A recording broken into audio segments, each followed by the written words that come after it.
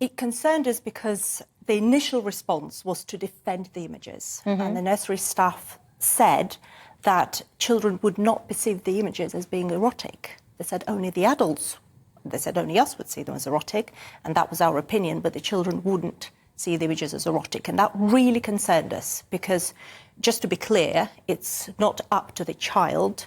If the child lacks understanding of a subject, there's no justification to start showing sexualised images to the children. Yeah, because I find this defence, because I have heard this defence a lot, that it's the adult that looks at that and sees a sexualised image. A child will just see some guy wearing a black outfit. But that excuse doesn't wash with me, because you wouldn't let a child go into a shop and take some sweets without paying just because they wanted them, because they don't understand the concept of stealing.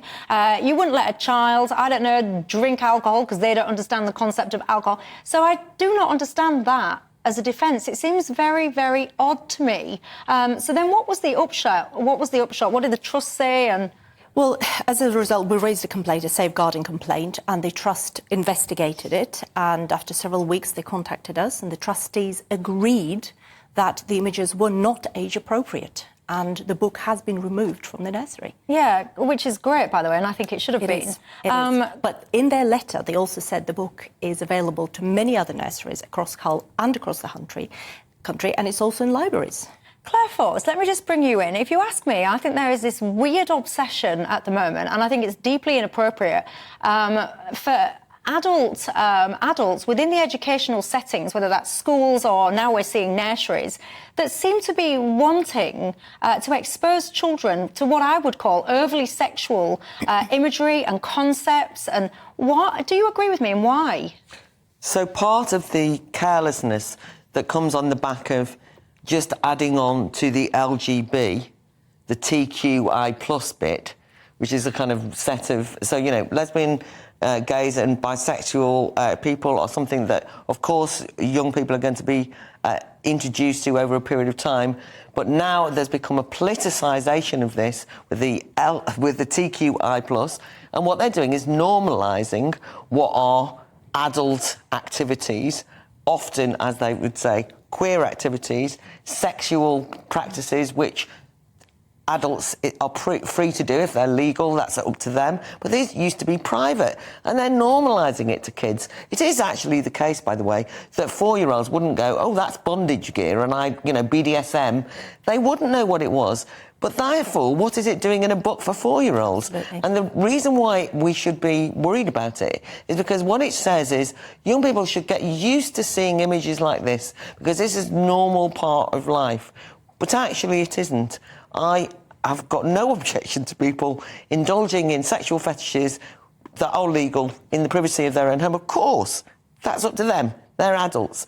But the absolute implosion of this happening in school books, all in the name of saying, oh, yeah, well, that's because we're liberal and progressive and we support lesbian and gay rights. It's insulting to lesbians and gays, by the way, to drag them into this whole thing. But what about people, Daniel, that would say, well, hang on a second, because we want children to be open-minded and tolerant and all the rest of it, so the sooner that we, introduce these concepts such as, some families have got 2 mums, some have got 2 dads, whatever. So as soon as you introduce those concepts, the less likely people are to be bullied in later life.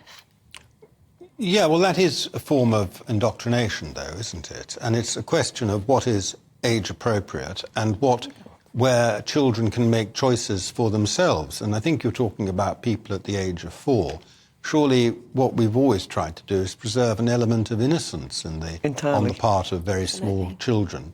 So that when they're older, of course, they have to encounter things that are more complex in life. That might be more appropriate. I think in this case, to be fair to the school, they behaved quite well. They did defend, they made the decision and they defended it, but then they did listen, the trustees did listen to what the parents had to say, and well done, Maria. And it is parents who should be in charge of these things. I've said this on your show several times.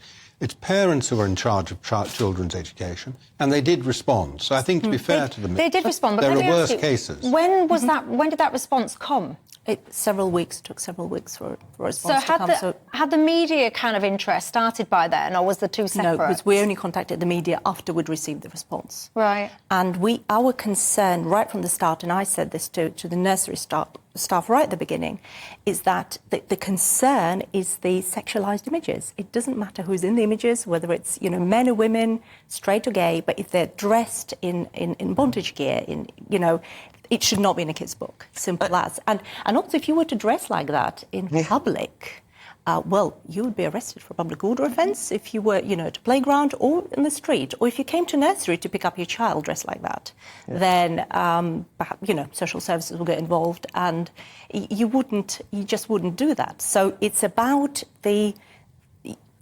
sexual wear, you know, the bondage wear that's in the book. It's about those images. They don't bring anything to the book.